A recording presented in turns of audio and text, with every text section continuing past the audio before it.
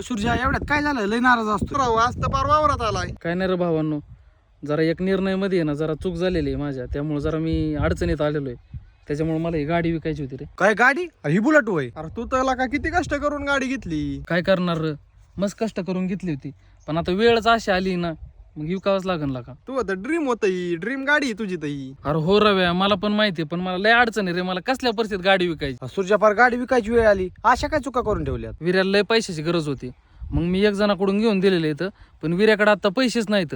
पण तो मध्यस्थी माणूस लय पैसे मागतोय का सारखं. तू कशाला दुसऱ्याच्या अडचणीत मध्ये पडायचं. असं नाही ऋषा, तुला बी माहिती आहे की का तो कायम माझ्या मध्ये पडतो, मग मी का नाही मध्ये पडायचं बरं.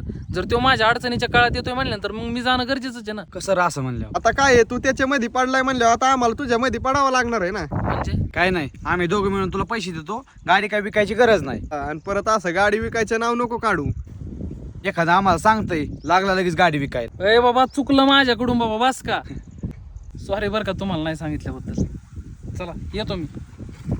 येतो ना मला यायची वर.